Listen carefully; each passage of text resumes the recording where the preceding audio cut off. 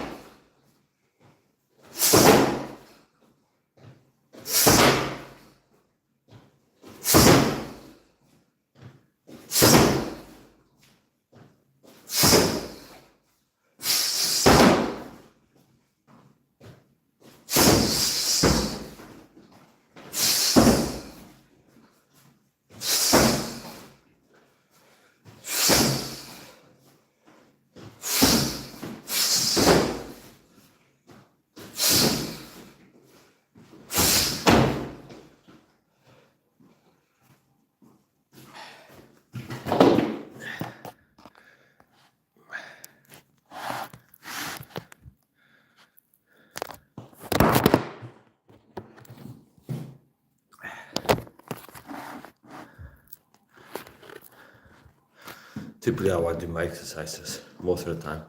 I start out with boxing punches only, boxing only. Then I go from boxing to Muay Thai. Like boxing, typically the first part of my training is boxing, then I incorporate elbow strikes, knees, kicks, and sometimes grappling, which means takedowns.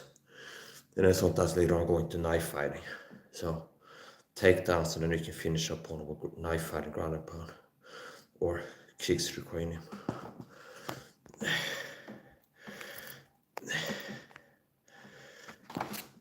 Now that's what I'm going pretty light. That's one little kicks to it.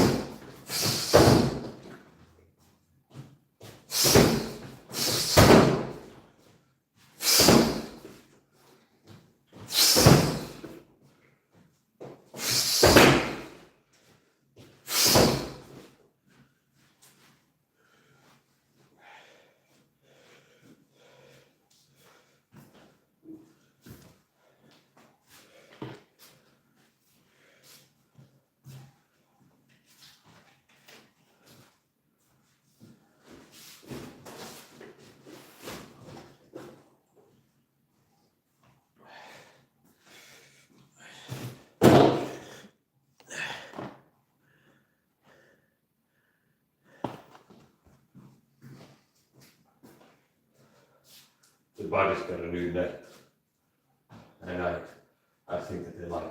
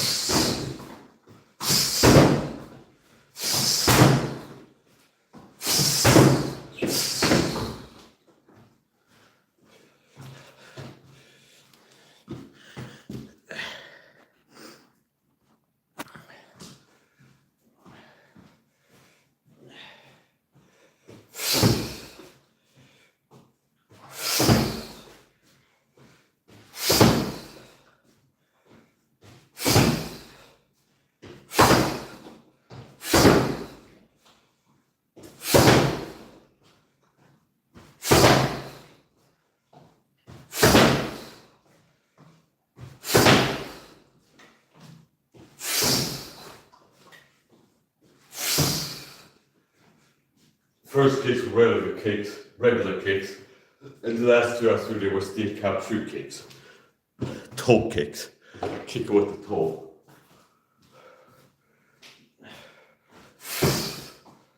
Simulated with these training shoes.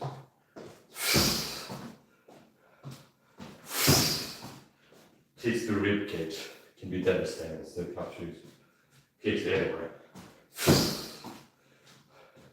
With the steel cap shoes, toe kicking, I can kick to rib cage, or better yet, the liver, the left side of the body, especially with one.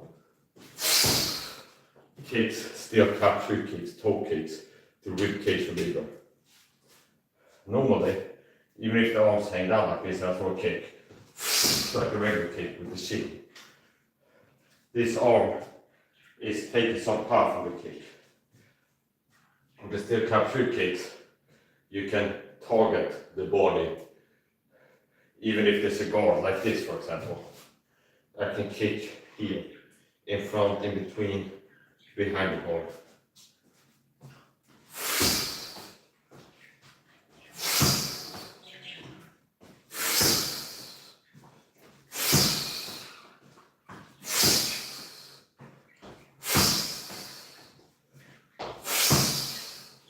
And that's what I call the uppercut kick.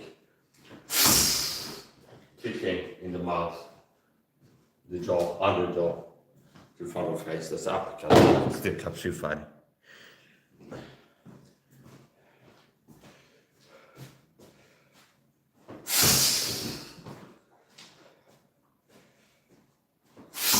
I call it uppercut kick because just like a boxer's uppercut, ultimately you connect under the chin. And if not, if the head is, the chin is tucked like this, you can still kick to the front of the face, the mouth.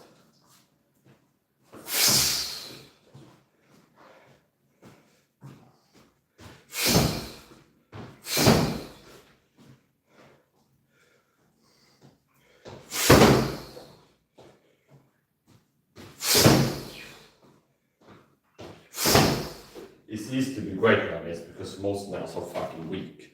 It's not hard to stand up in great superior shape like I am. You're ripped after giga chad, high testosterone, physique and athletic performance. While the average man in his 20s has a low testosterone physique, a low testosterone athletic performance. There's a lot of guys who have dad bods in their 20s now.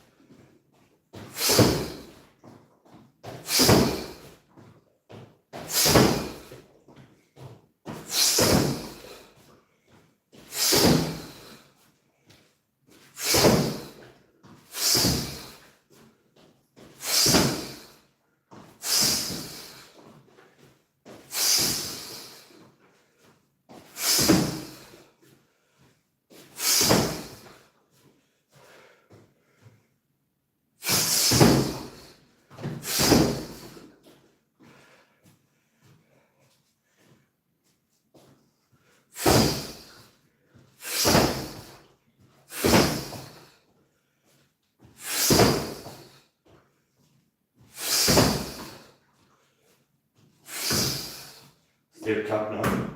Cup kicks.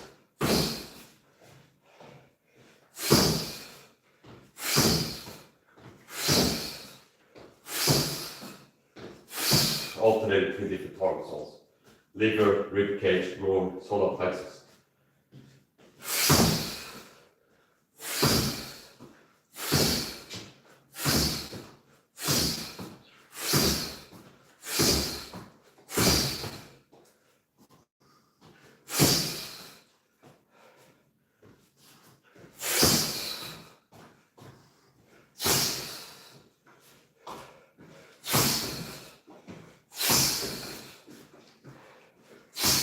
Steel cap.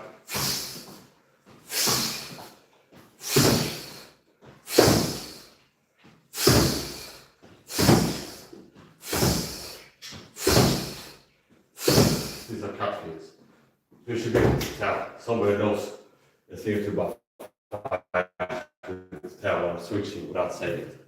From kicking orthodox with the shin bone and kicking with the cap.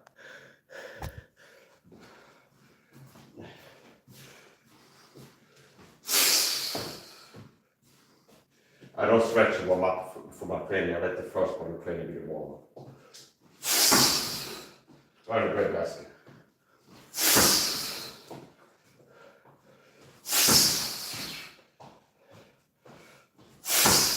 Perfect.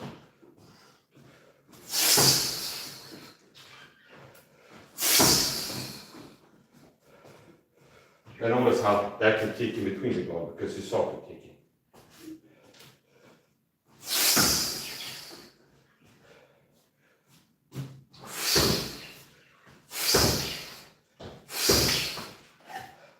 Now, every slice for them to happen. Cut the fucking neck, slice the corridors, get it to the spine.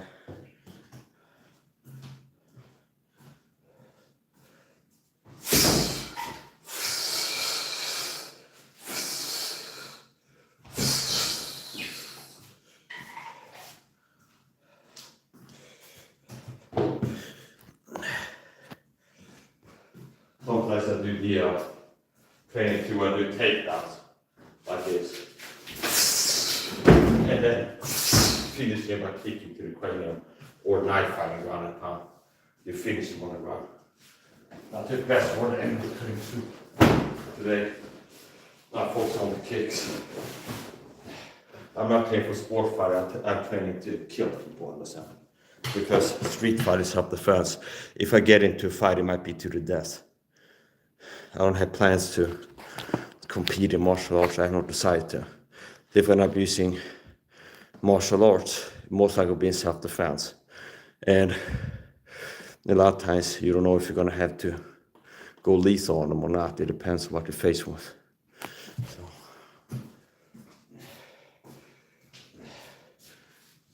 So in street fighting, the important situation, I would have to do a takedown on a person and wait for them to. I don't have to kick them in the head to kick them in the head. If I kick them so they fall down, do a takedown on them, down leg, single leg, and sweep. They're on the ground, it's very easy to kick them to the head if you need to. By the local laws regarding self-defense, use your weapon at all times.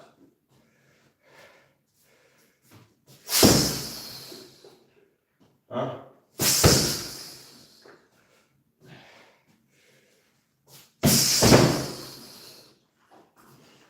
If you have an ugly face to begin with, then rearrange your face permanently to make it even ugly.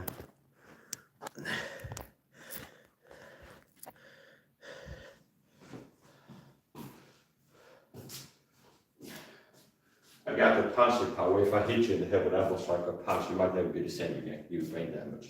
You don't have to be hit 500 times. Got that power where I can give you brain damage from one power shot and break your fucking face with elbow strikes. Is the power that I have. Where I can knock your teeth out, break your jawbone, break your fucking face, and you never look the same again. That's the power that I have.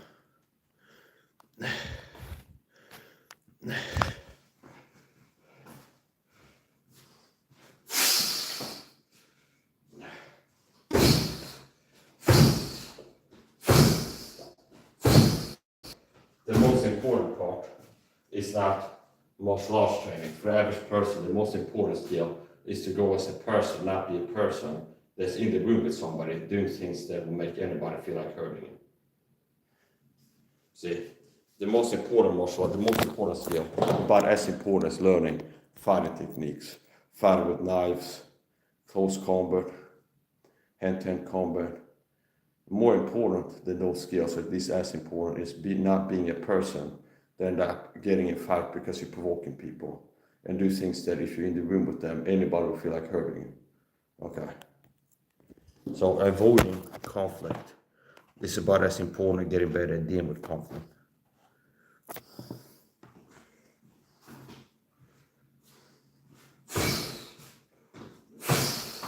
These are still cap shoot kicks, which is a martial arts form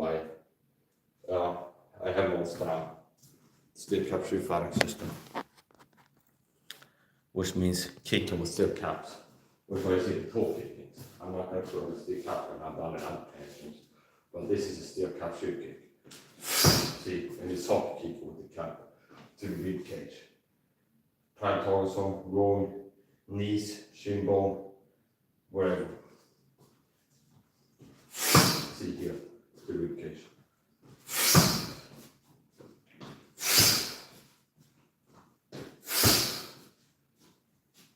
Like for example, a lot of people hurt other people physically because they're bullying them. So why that's important as learning martial arts is not being a bully. Learning not to be a toxic piece of shit that bullies people. Because if you bully people, sometimes people get bullied, they put up with it for some time, and then they confront you. And it might be the next time they see you. So they might have been bullied by you, and they let you get away with it, and then it's been staying with them. The psychological violence you inflicted upon them has been staying with them, and it bubbling up to the surface, and it's like a trauma inflicted on them. Maybe next time you see them, they'll assault you. So the important thing is don't be a fucking bully, bullying people, talking about psychological violence, abuse. Because abuse begets abuse, violence begets violence. If you start fighting with people, psychological warfare, bullying, sometimes the bully victim will stand up to you.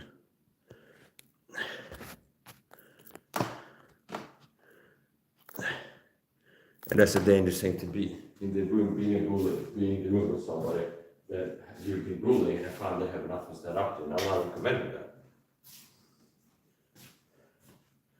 People shouldn't bully, and abide the local laws as well, sometimes it's weapon all the time. So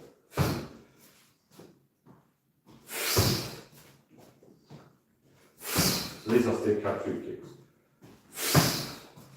to the rib cage, especially effective to the left side of the body because you don't just have a rib cage there, you have the liver there too.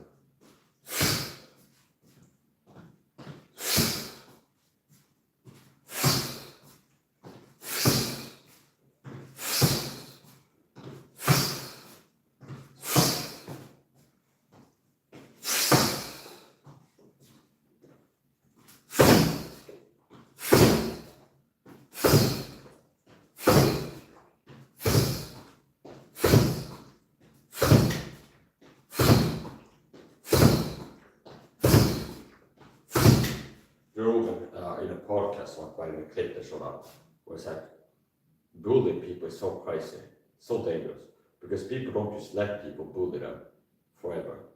A lot of people, you bully somebody, they gotta feel like hurting you, and they might wait for you outside of school and attack you. People don't just take time with being bullied. So Rogan had a clip about bullies and warning bullies about bullying people. He said people don't just let people bully them. That when you bully somebody, the person feel like hurting, they might wait for you, like at school, if you're born somewhere in school, wait for you as you're leaving school.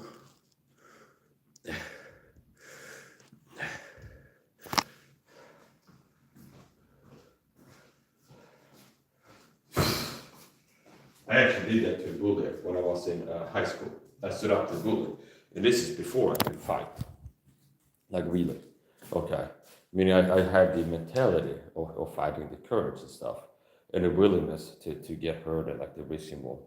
So I was a kid who grew up in foster care. So I got taken from my family, ripped up from my family into my teenage years. I was paid in foster care across Sweden, and when the judge hit the gavel, not too far from my family to travel. So I was ripped up, which is trauma in itself. Being a child and ripped up from a family, put on the other side of Sweden, isolated, you don't know anybody, and you're living alone. And this is me being autistic too and having ADHD before I was diagnosed. So, and before I learned about protecting my mental health. So I got ripped out of my family. I ran away from home. The cops showed up, took me, and the social service came. They put me in a temporary foster home. Eventually, I got placed in a foster home. And the foster home was abusive, meaning they were abusive. And I was like living isolated, alone with enemies, see, which I guess feels similar to being in a prison in America. But it's just like you don't feel safe, so you're isolated. So and from what 14 to 17, 16 maybe, I lived in foster home. So anyways, at least 3 years. And I was a foster home kid, so the foster home used me as a cash cow, which is quite common. It's like human trafficking, pretty much light.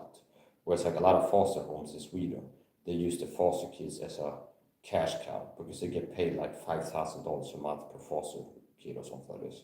So, and I figured this out in hindsight, where it's like I got placed in foster home, and then initially it was like a honeymoon period where they would like act like a model family, being kind and friendly and stuff, to get me to be like, yes, I want to stay in foster home, okay. And then it's like once I kind of decided, okay, I want this, because you might have like you try. I don't feel like I fit with this family. Okay, let's try another foster home. And then it's like, okay, this is the one where you settle down with this family. So anyway, they first time they were kind of okay, and like a honeymoon period, which what narcissists and psychopaths do. There's a honeymoon period to get you vulnerable and get you to kind of locked in with them, understand? Would be like a narcissist, if you think about narcissism, it's like a narcissistic guy, be like, act like the perfect boyfriend for 2 weeks. So the girlfriend be like, hey, come live with me, like leave your family and move to the city far away, you don't have a social support network, and move in with me. And then now it's like when you're kind of entrenched and anchored in, it's like now they flip the switch on and they start being abusive, and it's harder for you to leave now because isolation and everything else. And you might have like canceled your lease that you had an apartment, and maybe moved city and you didn't get a job yet or something like this. So it's like more dependent, quite dependency. So that's the point.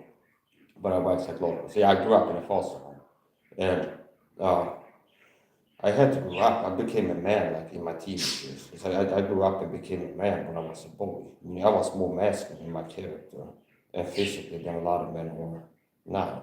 So I was working manual labor as a kid. My father was a manly man. He was a blacksmith. I created a ways to the story. Him that killed the coast and fire being forth the instrument for his work. He was a blacksmith, okay, like him that bringing forth it. He was a blacksmith and a carpenter. He was a Renaissance man, like a true Renaissance man. So he had some issues with substance abuse, and that brought out the worst in him.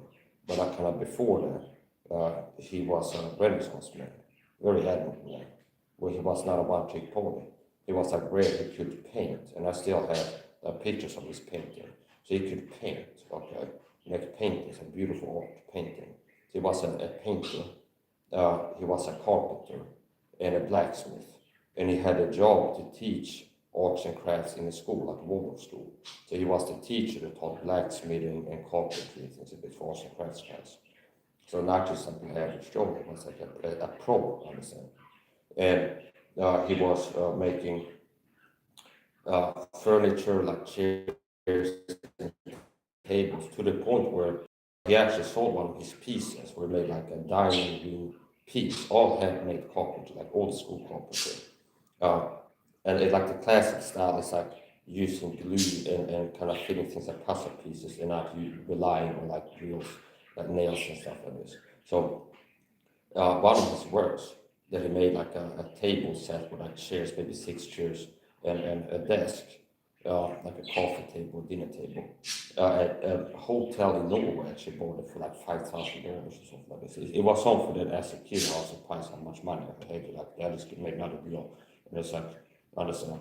So he was a Renaissance man. And like I said, he had issues with substance abuse, which brought the worst with him. But some of the things that he that are good is that he instilled in me a sense of discipline and hard work and being a man that can do it yourself, understand?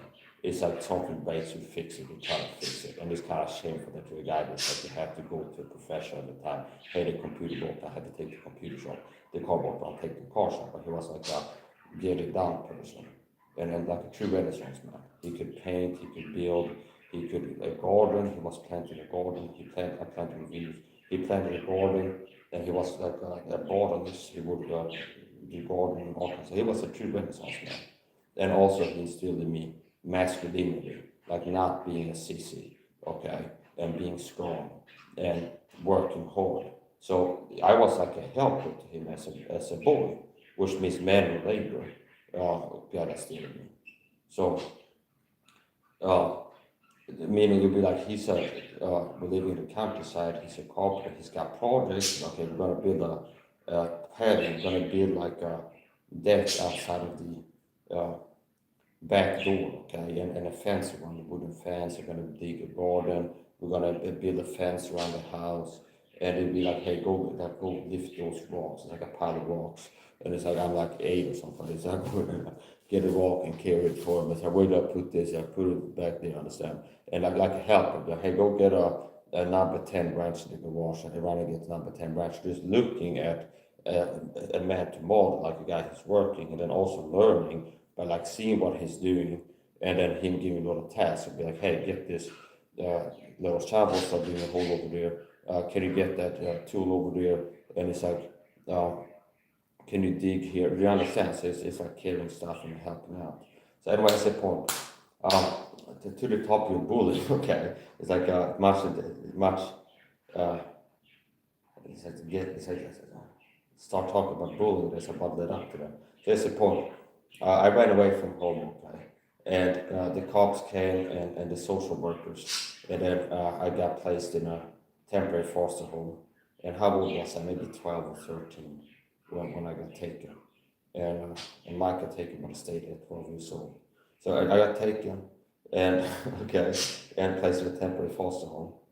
And later on, maybe I lived there for 2 months or 3 or 4, something like this, until they found like a long-term home. So it's like a temporary foster home, Jourhem, and then you stay there with other kids also awaiting being placed more permanently long-term in the foster home. And I got placed at far from where I lived with in a family. And the foster home initially was a honeymoon period, but it turned abusive eventually. And I think that it was by design, like the honeymoon. A lot of narcissistic abuse, like a crash course in that. It's like the honeymoon, the idealization phase where they're being really kind to you, and then fake kind, and like a honeymoon period. And then it's like they switch on and get abusive. So in my experience, I was abused in the foster home by the kids, like bullying. Okay, so I was alone there, away from my family, didn't have friends. After you come to city, I don't know anybody there, and so that's bad enough. Okay, even if it was a perfect home, it'd be hard to be ripped up from the family and then isolated and not knowing anybody. Now, secondly, the homeless places were abusive, and so basically, it's like they get, let's say it's like $5,000 to get per month for having me in the foster home. And then in hindsight, I realized this. So it's like initially, the honeymoon period, I would get an allowance and they would like treat me to stuff and like maybe buy something in there. Eventually, it's like it dried up and they were using like a cash cow, basically. Because let's say they get $5,000 a month from the social office for having a place there. It's like a budget where it's like out of these $5,000, it's like maybe $2,000 is like the payment for having the kid, and the rest of it is like for activities, for clothes for the child. So it's like they need a new winter jacket. It's like buying clothes and intermittently new clothes. For like after school activities, it should be like, hey, I want to go with my buddies to the movies tonight. Part of the money we get every month, different things, I guess, to be like clothes for the child, activities, and things like this. And they won't give me that. It'd be like once a year I come home and it's like a set of clothes, like jeans and a jacket on the bed. But yeah, we bought clothes for you. See, and it's not even that I can pick. It's like they go to some outlet store and buy some and get this for, and not ill-fitting, bad, the type of like cheaper stuff you get bullied for. Like more likely risk to actually get bullied is you got ill-fitted clothes and like the cheapest brands and things like this. So it'd be like once a year I come home to get clothes, yeah, we bought clothes for. And I did get this, and so they're getting paid for like maybe it's every month they're supposed to buy something for you. But it'd be like holding back, maybe once they get to check the box, be like, yeah, we did buy clothes for it once, okay. So it's like a cow, it used to be like a cash cow. So which is like human trafficking light.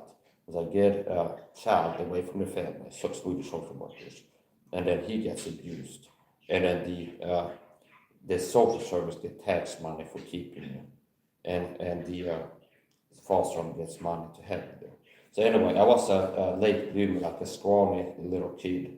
And that's something they were bullying me from the foster home too. It's like you got a spaghetti arms and you're weak and things like this, including that in the foster home, and the other kids. So they were making fun of me like that.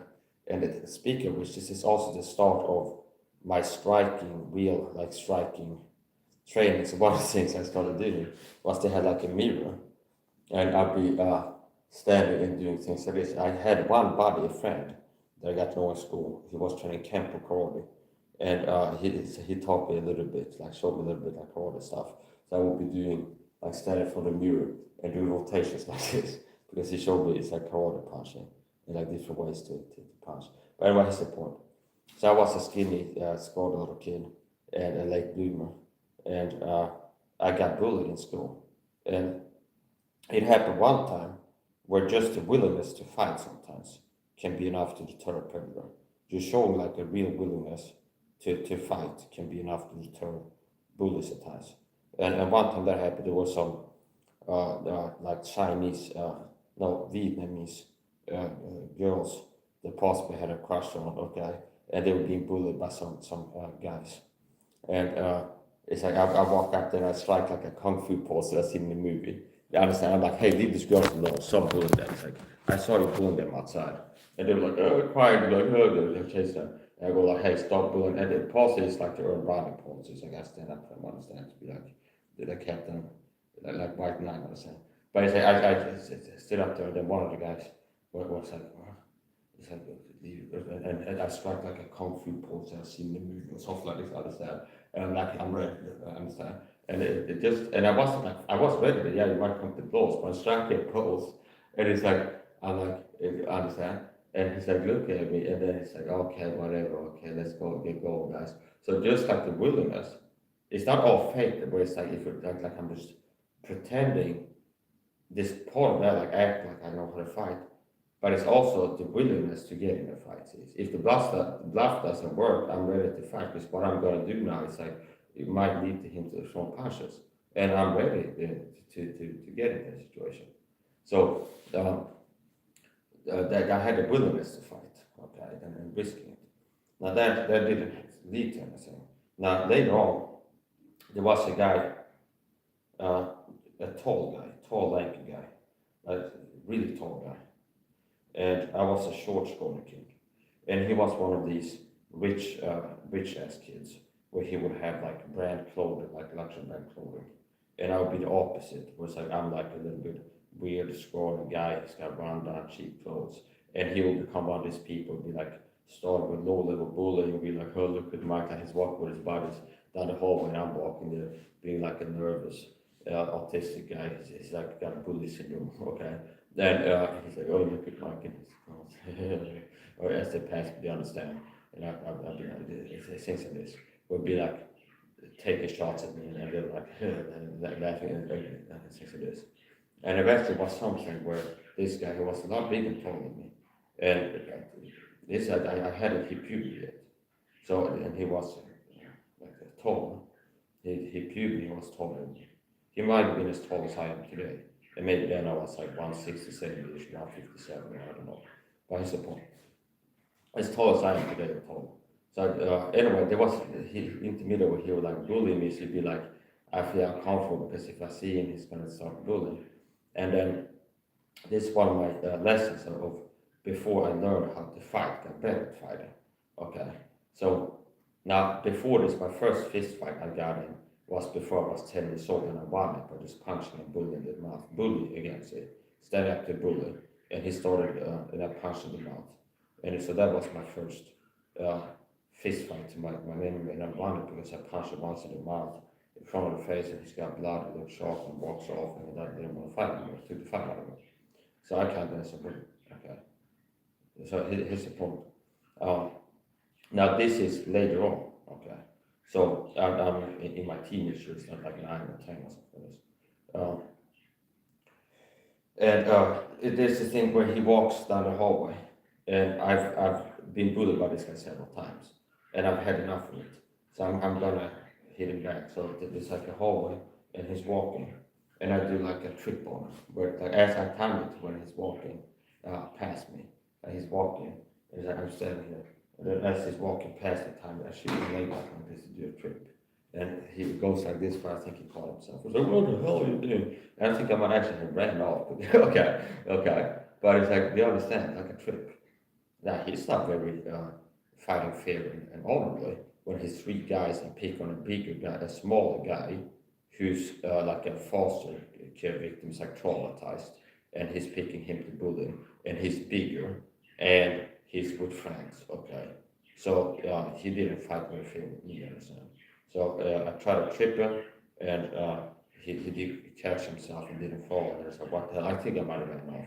Now later on, I go to the lunch, and this might be the same day. I think it might be the same day. It was like it's the lunch break, and I run ahead and I go wait the entrance to the all cafeteria when eating, and I'm waiting there at like a board, a corkboard, and I had like a brick wall. And I'm waiting there.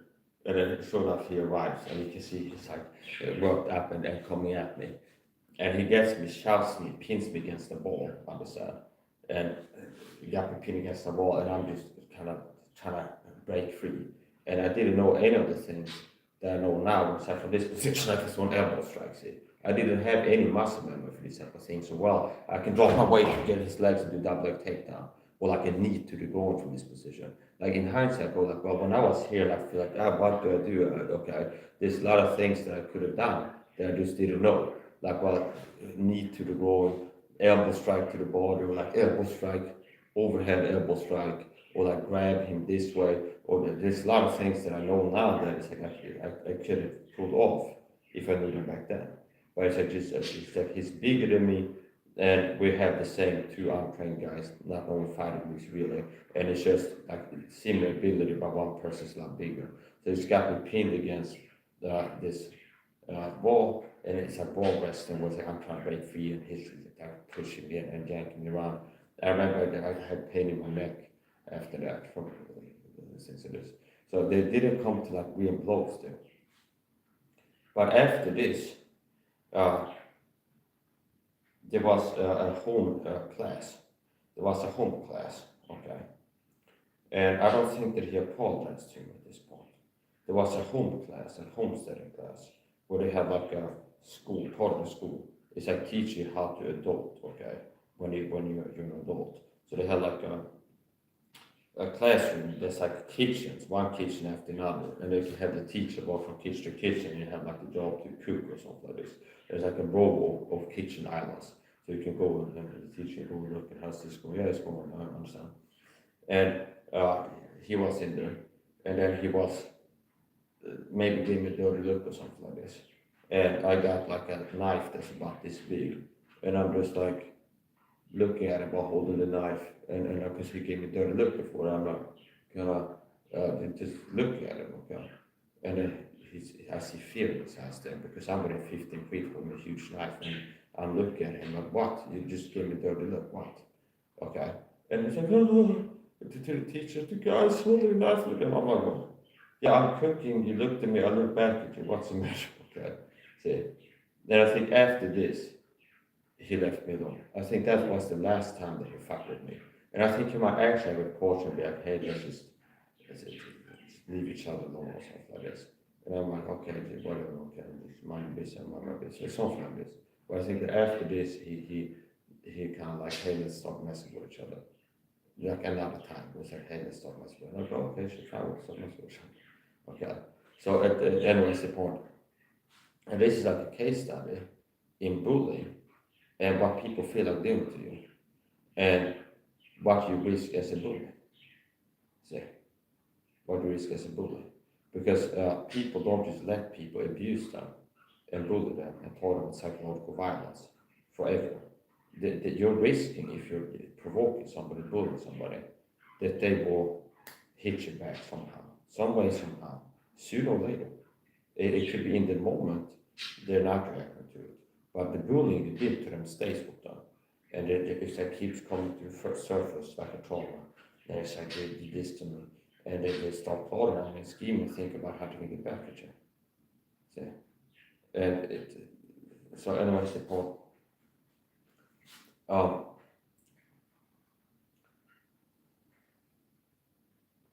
So yeah, now here's the thing. My first fist fight, I won it, which was a childhood friend. Once again, a bully. Once again, a guy bullied me, my childhood friend. And I don't know exactly. I wish I could tell exactly what it was 8 or 9 or 10. I was less than 12 for sure. And I'm in the village with my childhood friend, my sister and his brother. And we hang out with each other, friends playing together.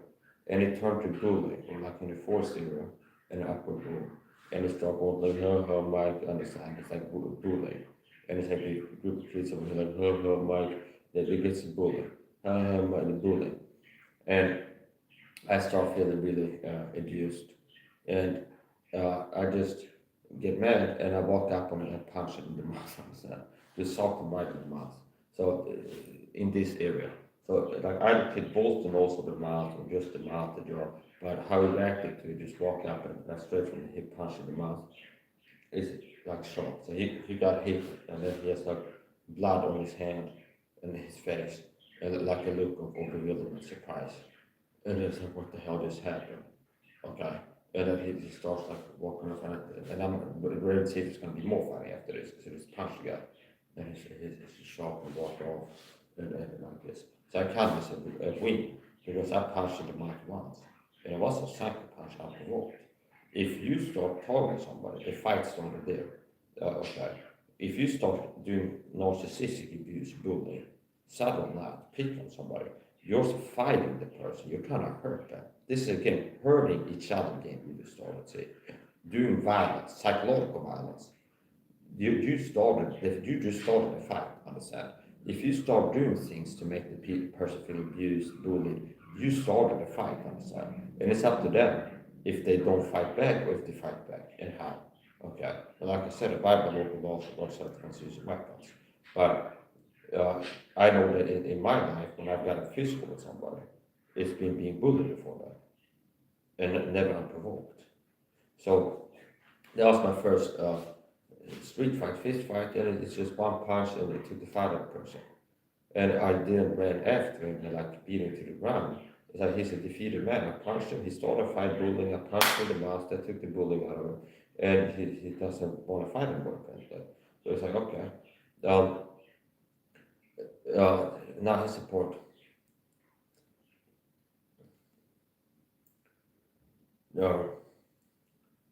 I fought the same guy later on.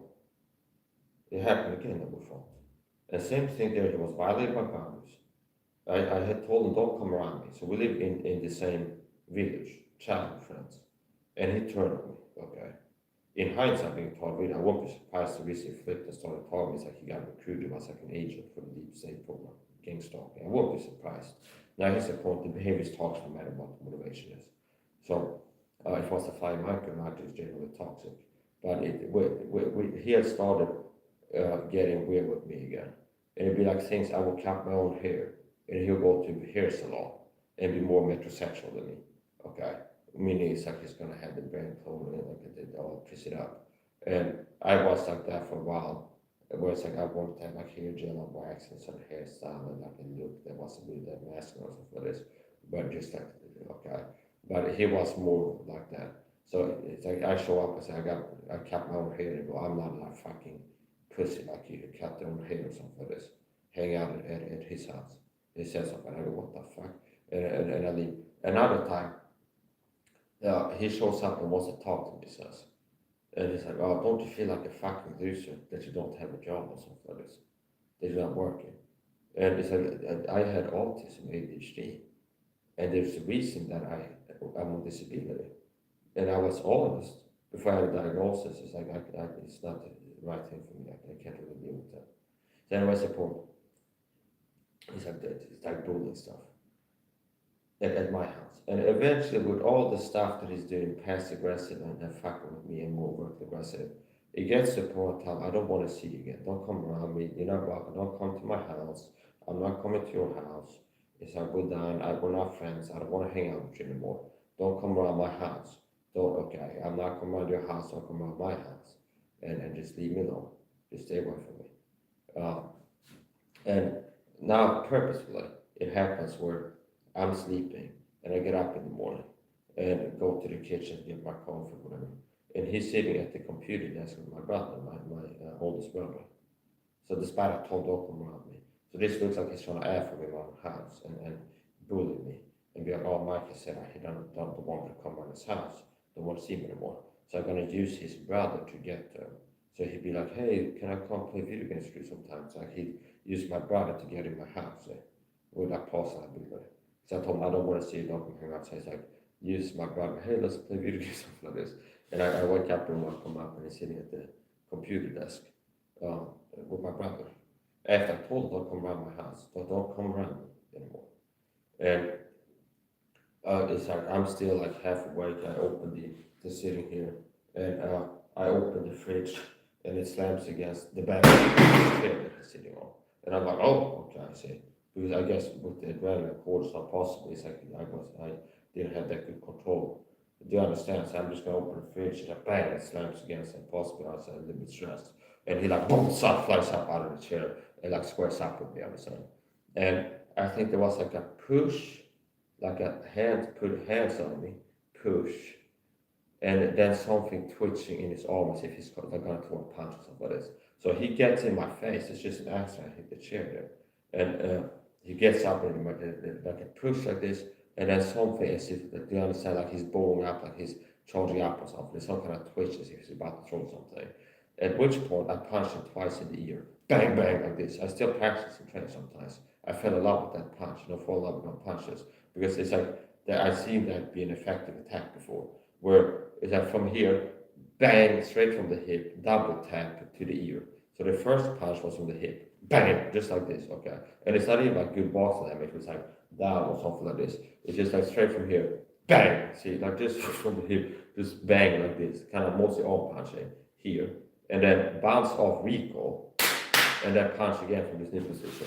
So basically, this, here. I just got pushed, and there's something twitching, so that's what punch. Double tap like this, just a double tap on this, here. See that one, which is here, bang, kind of bounce off the cranium, and then instead of charging up on it again, it's just double tap, like recall, where it's like, see, like that, where it's like bouncing off the cranium. Show again the technique. So here to the ear.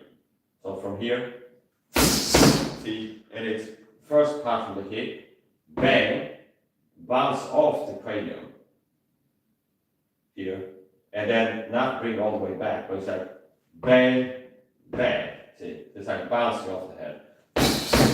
1, 2.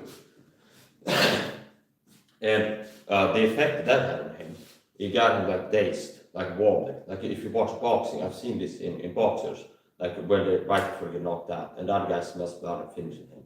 Where it's like you get punched, you've seen this in boxing, where the guy gets like a glazed over look and a little bit like wobbly, understand? Like you could just, it looks punch drunk. So it had that effect on him. It didn't drop him or knock him out, but it got him like dazed. And once again, where he looked surprised at what just happened to him. Which he shouldn't be. I guess he had a false sense of security being in my house fucking with me. Where it's like he was never expecting cognitive dissonance. Acute, powerful cognitive dissonance. Where he must have been telling himself like, yeah, I'm gonna do this, and I know that he told me don't come out of my house, I'm gonna come in his house and he's too much of a bitch to stand up to me. He'll never dare to, or if he does it, did you understand? Some reason he felt safe in what he was doing, and you could tell that reality was giving him concrete dissonance, where it's like, wow, this wasn't safe, okay? And that's when he knew, fuck around and found out. He found out. So he found out, so he found out. So I punched him twice. So I'm breaking down like the blow by blow commentary on the fight now. Okay, so 2 punches like this, and now he's wobbly, and like you can tell that like he's glazed over and he's grabbing his ear like this. So I hit him in the ear. I told the ear, hit the ear twice, bang bang, and which he gets wobbly and like this look, which I believe if I would have capitalized this opportunity and hit him more, most likely he'll go down, get knocked out or get dropped. But this was defensive because he either pushed me and then was cocking something up and reacted defensively, just bang bang punch him to interrupt his attack. Putativ nödvändigt. So here's the point. So he punched me twice in the ear, like a preemptive defense, because he already pushed me and it looks like he's about for another attack. So I go just punch him twice, and that didn't work. Right? He's not attacking anymore. Now at this point, I don't finish it and keep attacking this on the ground unconscious. It is more defensive. And my brother, who was not privy to, so I'm not mad at my brother for this, meaning I think he didn't know the context. He didn't see like the day before, week before, I told him, don't come around my house, we're not friends anymore, I don't want to see you around me. I won't come to your house, I'll come to my house, we live in the same village, and we'll stop being friends. He didn't see that, and they're like, oh, this guy being here is to fuck with Mike, okay, in his own home and not fucking doing it. So my brother, I guess, just still sitting and like suddenly there's a fight, and to him it might have looked like his brother me just assaulted somebody, just jumped somebody, okay? And it's like the shock and surprise, and he might not have seen what led up. He might have just only turned around, he sees me punch a guy twice, okay? And without the context of seeing the push before that they did to me, and without seeing what I told the guy, don't come around my house. So that double punch there, it worked. And at this point now he's wobbled, and my brother comes up shocked. As I said, I don't fault him. He didn't have full awareness. So he thinks I just assaulted somebody that he's friends with. He didn't know the context. And my brother, this is common, and it's meaning in young men, this is one of the most common instinctual ways to fight is a windmill. It's one of the most, also like that from the sides, like these haymakers, but also like windmilling attacks. It's quite common. It's like natural male attack methods before that's like kind of unrefined, but can still hurt you. Can break your nose, it can hurt you. So as I remember it, my brother's like, what the hell are you doing? And he starts throwing windmill punches like this at me. So this guy is still like coming to and like wobble and like surprised. Now this is a few seconds, and it takes long to explain it. So he just got hit, he's like wobble and surprised.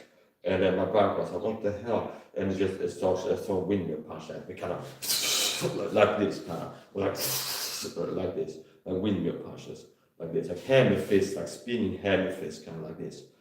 And I start blocking, so it's a simple attack, which means the block is simple. So I start blocking with like rotations, like doing this with my arms, understand? And I'm catching a lot of these like hammer fist windmill attacks with my forearms. And I think a few of them might have gone through and hit like here, okay? But I was doing a good job. Like he starts throwing these like wild windmill hammer punches. Then I started like blocking them like this, and like this, and they understand blocking like this, and it's working. It's like a simple attack and a simple defense.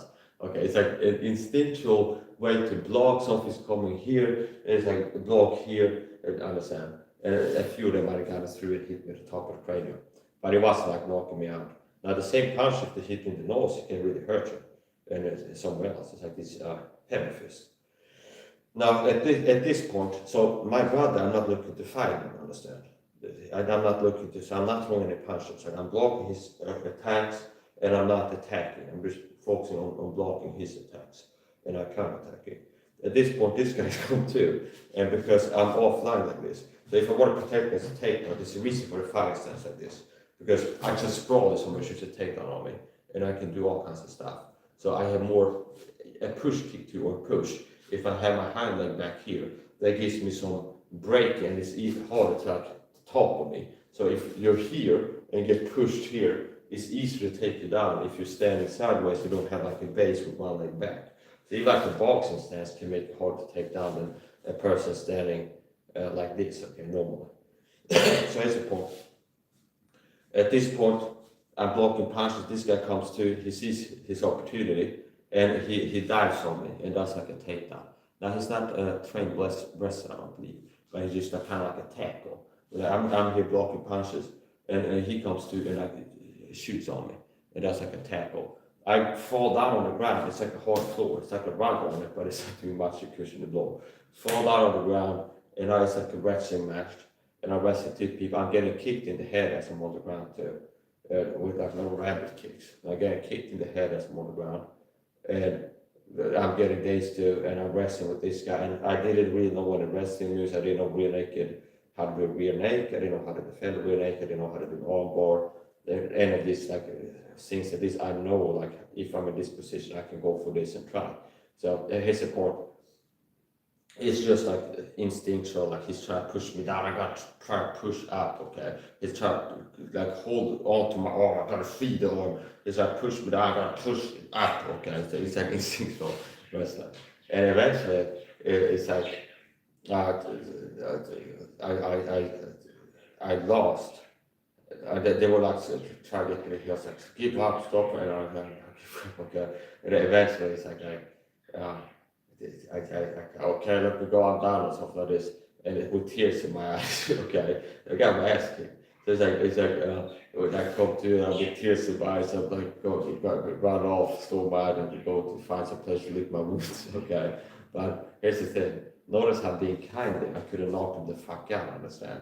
Like it's because I didn't capitalize my opportunities. He capitalized my opportunity to take me down because I'm defending against another person over here.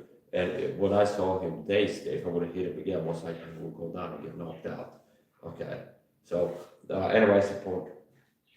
So yeah, that's another time I fought a bully, and that's another time I fought a bully. That's another time I fought a bully.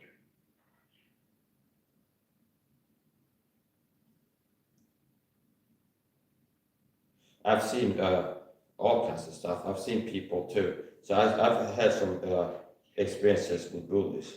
Okay, I've had all kinds of experiences. I've also seen videos where, not me of course, but another guy got bullied and walked up and put a knife to the throat of the guy who was bullying him, and the guy looked really scared after that. Meaning, I've seen that. It was like a movie. I saw it show up somewhere on a video, and a person was being bullied, and he goes to the kitchen and gets a knife, and he comes back and he's got a covert like this, and the person bullying, and then puts it like this, like more type of people are skilled at like stopping the kick or something like this. Very good control. Where he stopped it just at the throat. I understand. Was like walk up on a guy and then places the knife against the throat, and the person was a bully had a knife in the throat now, or not now. Okay.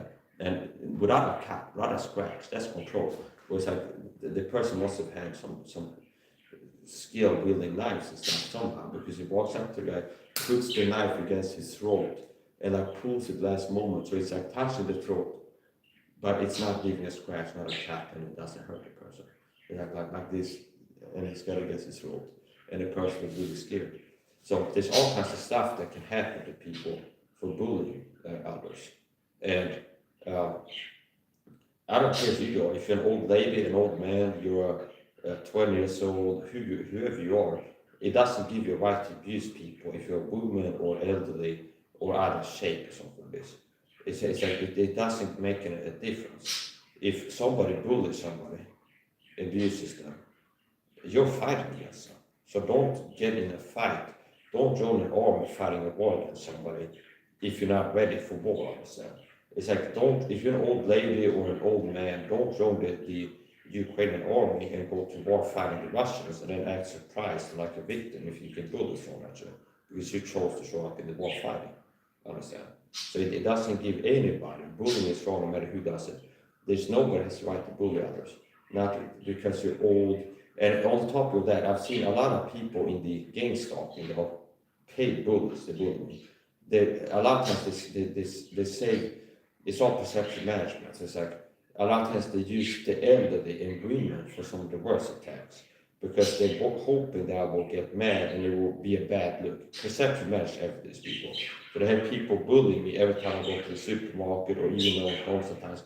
There are flying monkeys working targeted for this persecution called gang stalking and do narcissistic targets these tactics. And sometimes it's elderly people, sometimes it's women that they have, sometimes it's out of shape people, and it's designed to be like putting the numbers and we would prefer that if Mike loses it, we would say the worst attacks, most angry for these people, and we're hoping it would be like a bad look. Like when the old guy came knock on my door. It's like, well, if I would have responded by punching him out, it'd be like, oh, Mike punched an old man, it's like bad look count or something like this. But the reason was, if that would have happened, it's because he was an old man targeted for the program that did something that's like rare, but he walks up and puts his hand on me. Like he taps me on the shoulder. Okay. And which is like that's a higher level than that doesn't happen in the supermarket. You don't have the person walk up and pat on the shoulder or something like this. So I don't give a shit. I can tell you now that if you hear that I got into a fight, street fight, weapons or not, no matter who it's with, you can count the fact that they were a bully, a gang stalking perp. So before, okay, because if I get locked up or something like this, because I got in a street fight, I can't control, I can't be certain that I get the, like, here's my side of the story. So I can tell you before that if you hear that I got into a street fight, a fight in the supermarket, a fight with somebody, if it's just verbal or physical, you can count on the fact that the person was bullying me, and 99% certain they were a gang stalker working for the program at the Flying Monkey that were targeted right before I confronted them about it and reacted to it. So.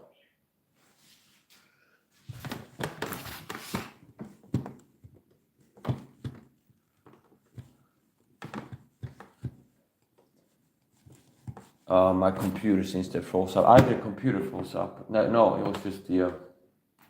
I have a battery controlled mouse, a battery powered mouse.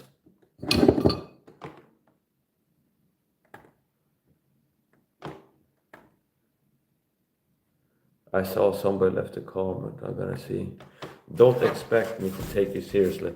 If you're a person that has a normalized blocking people quickly, disrupting your chat with anonymous accounts, because it's like a plague now, where people are. That's weird. See, it's like being anonymous online. Like these people have blank channel sock puppet accounts, and I'm well within my rights to just block people. See, so.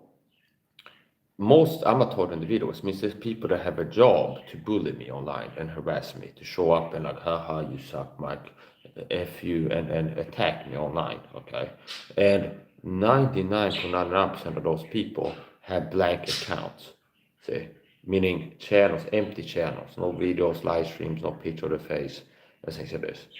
And there's a problem with people being anonymous online. So don't expect if you show up in my channel, leaving comments with a blank channel, that that you won't get blocked and that I won't ignore you. Just on the basis of that alone, if you have a blank channel, you might get blocked just for showing up with a blank channel.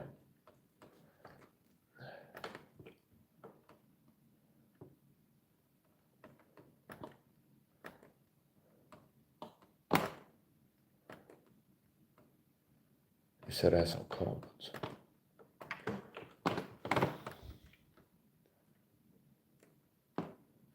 Hold on. Maybe not. To take it out because I'm defending it's not a Translate.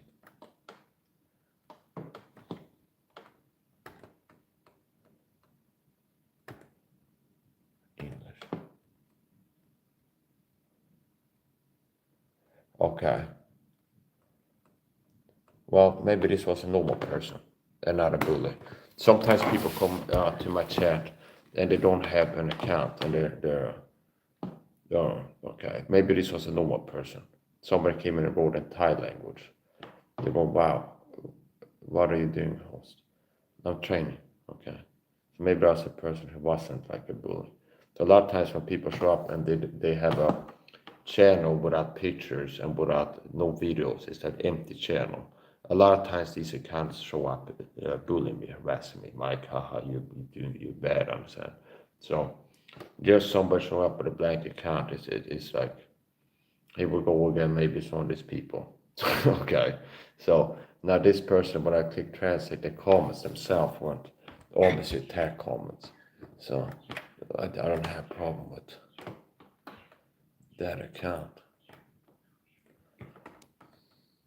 What time is it? 1936.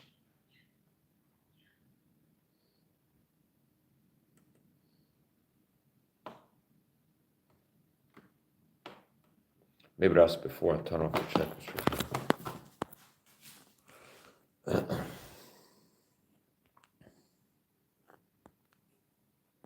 I'm a Christian warrior. I'm a Christian warrior. I'm not a martial artist, I'm a warrior. I'm not a hobbyist. I'm a Christian warrior in a war where I'm being attacked psychologically and physically. I'm the target of a program that recruits people to target me in real life and online. And psychological warfare is a big part of it. But it's also physical attacks where sometimes I can't go outside. I go to the supermarket, people are sent to the supermarket to bully and harass me there. Even people in my own home have been targeted. And I have a right to live my life without being abused and terrorized. I have the right to go outside in public without having people show up harassing me and spraying me with chemicals and doing other things to target me physically. And they don't have the right to do what they're doing. So, and I believe that sooner or later the truth will come out. And I'm part of public record. I'm a total video gang stalker is real. So if it ever gets to a point that it's like this exposed, I'm one of the people like, yeah, I'm being told and decided by these people why this problem. So here's a flashlight that I have. It's a red. This might be the first time I buy a red flashlight. One of the benefits is it retains your night vision. So if you use it at night, there's benefits to having it be blinded light. But if you're looking to use it and not with your night vision, this is good and you can still see things. So.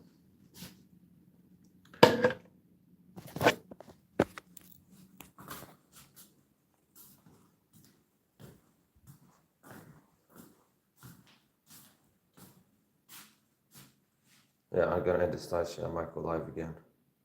I'll keep the Rumble stream on. I'm gonna end the phone stream, go to the kitchen and plug in the charger cable. Bring up the battery. And we'll see if I go live a little bit later training. So that's been a live stream. Abide by local laws regarding self-defense, use a weapon at all times. And don't bully people. Here's another thing. The philosophy. It's not just technique. Philosophy. I don't believe that people should have the right to feel safe and comfortable while bullying and abusing others. Even if it's only just bullying words, okay? I don't believe people have the right to feel safe and sound and comfortable while carrying out orders to bully people. I don't believe so. They should have a fear. They should have a concern about what's going to happen to them. Then it's like, well, there might be a tribunal. If gang stalker is exposed, it'd be like a Nuremberg trial for this and that. Do you understand? So, I don't believe the people that are gang stalkers work for this program that target me with bullying tactics have a right to feel safe. They have every reason to be afraid of what's going to happen to them. Because sooner or later, somebody in power might use the power that they have to make them face justice. Somebody more powerful than they are, that have the ability to hurt them, might use that power and ability. You understand? You might get to a point where it's like a tribunal, and it's like these people were gang stalkers, and they're getting court-martialed and dealt with. So, and bullying is bad, and people bullying others is bad. I don't like bullies. So it's the point. When I was a boy and wasn't really good at fighting, I had successfully stood up to some bullies, okay, and was able to hurt them. Now I'm stronger, harder, better, faster, and more trained. I know how to fight with knives, guns, sticks, fist, elbow strikes. I'm definitely more dangerous now than when I was a boy. So my ability to stand up to bullies hasn't decreased over time. It's increased. Now, uh, being older now, it's been more being bullied without getting physical with people. I've gotten really good at that. Like since moving to the city, which is more than 5 years ago, I moved to the city, I've been intensely targeted by flying monkeys for the narcissistic dog abuse, gang stalking, persecution program, and it's more than like this bullying. And it hasn't happened once that I punched somebody, kicked, pushed somebody. Okay, so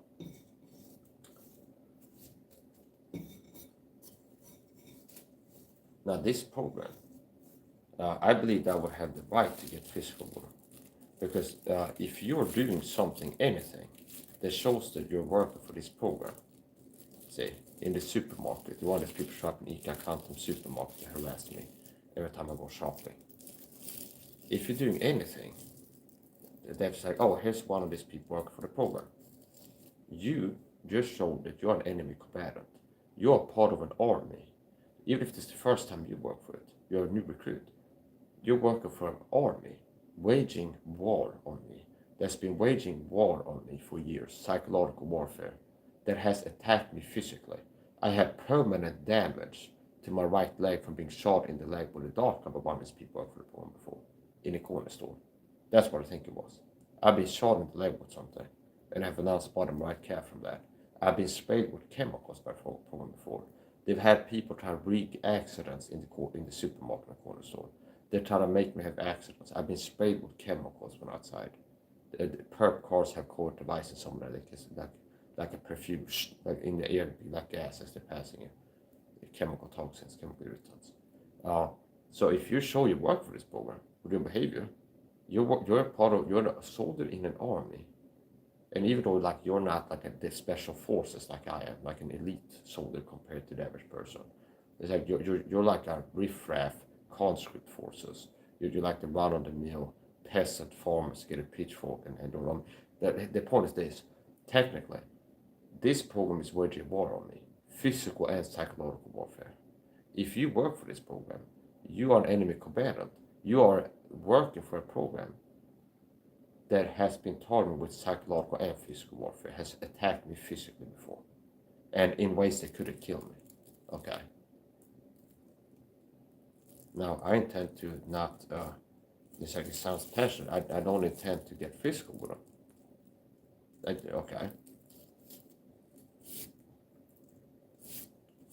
Now, just, I believe I would have the right to, like the founding fathers had the right to rebel against the British for being abused by them. Then they took up arms. That is because I believe, like tech as a philosophy, like ethics, I believe it wouldn't be wrong. Doesn't mean that I'm intending to. So I'm intending to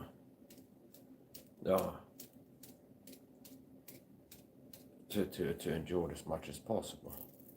But it's like I really don't like being abused and tyrannized. It shouldn't make me happy. It makes me angry. And hopefully it won't get to where there's some violent situation, win, lose or draw involving me. Hopefully it won't get to a situation like that. But if it does, I've gotten the word out first. I made videos to the Bible Church has been targeting me for this program for many years. Rafink Arnold, Robert Baker, and these other ministries. In despicable ways. And these churches that have been involved in the gang stalking and persecution. Same program that targets me in real life. So anyway, I'm gonna finish up now. And I might collab a little bit. 19. That's gonna be on the live stream. My name is Mike. So I'm a Christian warrior in a war, being taught with a persecution program called gang stalking. I'm talking videos. Gang stalking is real, and God willing, I pray to God will expose it where it will be known that it will be exposed.